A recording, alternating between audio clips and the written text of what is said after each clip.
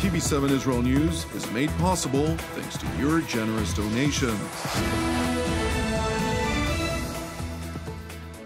Shalom and good evening. This is TV7 Israel News, broadcast to you from Jerusalem.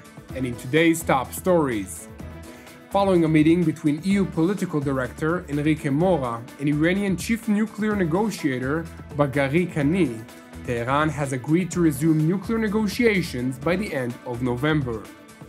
The extent of damage done by a cyberattack that crippled Iran's petrol stations nationwide is evidently greater than initially acknowledged.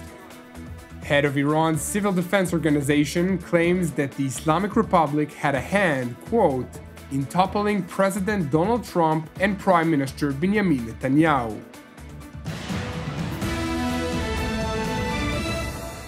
Iran pledged in talks with the European Union that it would aim to resume negotiations by the end of November. Following a meeting between EU political director Enrique Mora and Iranian chief nuclear negotiator Deputy Foreign Minister Bagheri Kani, the latter published a statement on his Twitter account asserting that an agreement was reached to start negotiations by the end of next month and that an exact date would be announced in the course of next week.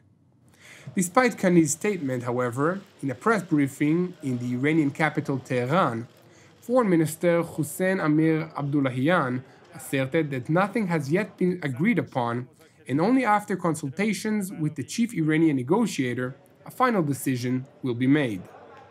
در خصوص گفتگوهای امروز در بروکسل ما بعد از اینکه ارزیابی خودمون رو با آقای دکتر باقری امشب داشته باشیم تصمیم میگیریم که آیا در بروکسل زمان شروع مذاکره با 4+1 رو اعلام کنیم یا در بازگشت ایشون به تهران نیازمند مشورت‌های بیشتر خواهیم بود. Tehran's top diplomat went on to reiterate the Ayatollah regime's repeated sentiments, as part of which it insists that the United States should show its seriousness to the Islamic Republic regarding the benefits that would emerge prior to a mutual return to compliance. ما خیلی مشتاق بازگشت آمریکا به برجام به صرف بازگشت نیستیم. مهم این هست که نتیجه این بازگشت آیا به نفع جمهوری اسلامی ایران خواهد بود یا نه؟ آیا در راستای لغو تحریم‌ها باز خواهد گشت یا در راستای ایجاد محدودیت‌های جدید؟ شخصاً معتقدم اگر آقای بایدن اراده جدی داره این اراده رو باید به منصه ظهور برسونه و ما بتوانیم باور کنیم که واقعاً آمریکایی‌ها جدی هستند در لغو تحریم‌ها. Following the Iranian negotiators' announcement, which followed with mixed signals on Tehran's genuine intentions by the foreign minister, White House Press Secretary Jen Psaki reiterated that the United States remained committed to pursue the path of diplomacy based on the framing of compliance for compliance. Our commitment remains pursuing a diplomatic path forward. I would leave it to the negotiators to determine when the next round of discussions will be. Our framing continues to be compliance for compliance, and we'll leave it up to the Europeans and our negotiators to determine when the next step would be. Prior to Psaki's remarks, U.S. National Security Advisor Jake Sullivan was asked at what stage will the White House decide that Iran has passed the point of no return, and when does the United States decide on the necessity to enact the so-called Plan B, to which he emphasized that while Washington is alarmed by Tehran's nuclear activities, it remains convinced that there still is an opportunity to resolve the matter diplomatically. I'm not fixing a date on that. Obviously, we closely monitor the progress in Iran's nuclear program. We are alarmed and concerned by the steps that they have taken since they left the Joint Comprehensive Plan of Action. Within the Joint Comprehensive Plan of Action, there were constraints on that program that were significant and substantial. We had a lid on that program. Now we do not because we don't have that deal. So our first and highest priority is to get back to the table and get back to a deal that does, in fact, place a lid on Iran's nuclear program.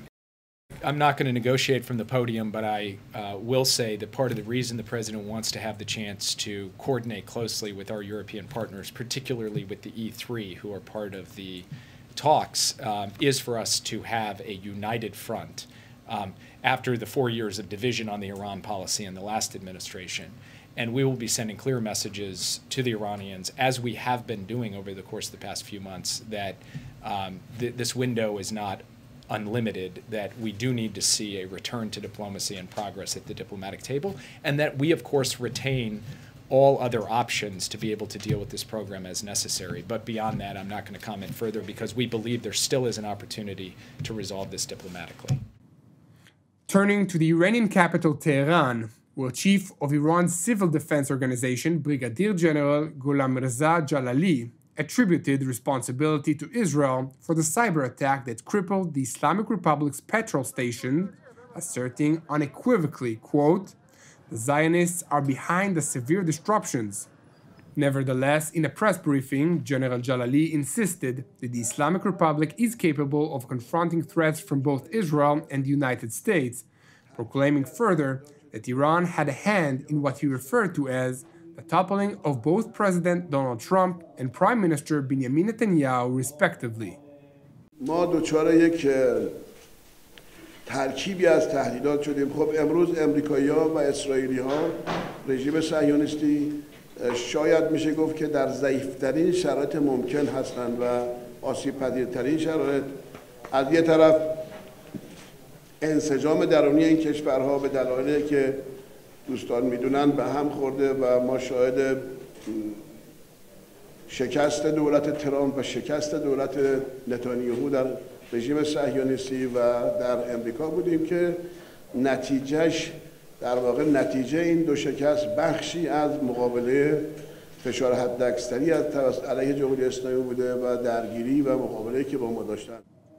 It is important to note that in contrast to General Jalali's unequivocal attribution to Israel, Iran's Supreme Council of Cyberspace Secretary Abdul Hassan Firozabadi merely confirmed that a state actor was most probably behind the cyber attack, yet stopped short from voicing any concrete accusations.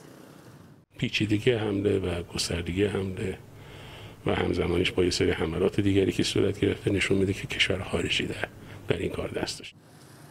Separately, Iranian Oil Minister Javad Alji sought to reassure neighboring countries that the Islamic Republic's stockpile of petrol gas is both plentiful and accessible, and that shipments would resume within the coming weeks, in what appears to confirm that the cyber attack was far more disruptive than initially confirmed. ذخایر سوخت بنزین ما به وفور هست، همچنین که انشالله از هفته‌های آتی ما دوباره صادرات بنزین رو به کشورهای همسایه خواهیم داشت. Meanwhile, Iranian President Ibrahim Raisi toured a gas station in Tehran where he was provided with a situation assessment from the ground. Subsequently, the Iranian leader underscored the need to prepare for future such attacks in the cybersphere.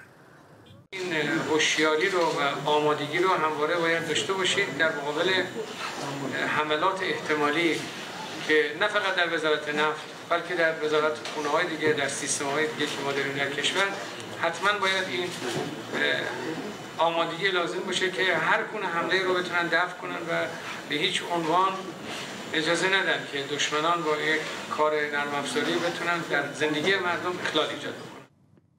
In other, yet related news, on the very day when unidentified actors launched a cyber attack that crippled Iran's petrol stations nationwide, the IDF held a ceremony marking a transfer of command of the chief of the Spectrum of Cyber Directorate, during which IDF Chief of General Staff Lieutenant General Aviv Kochavi presented the brigade with an honorary certificate of appreciation for building capabilities and realizing them in a new and developing dimension of combat.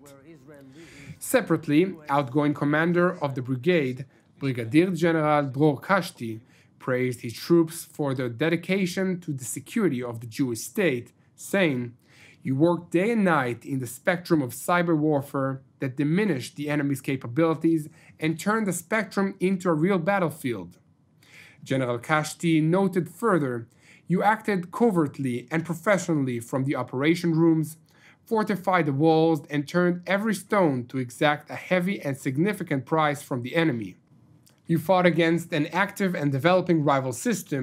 You shaped the rules of the game in the cyber dimension." It is worth mentioning that according to a report by Microsoft, Israel is listed as the 7th most targeted country in the world for cyber attacks. The report further noted that during 2020 alone, the number of cyber attacks by Iran against Israel in the cybersphere quadrupled. The report also mentioned that the Islamic Republic of Iran has stepped up cyber attacks against the United States and member states of the European Union.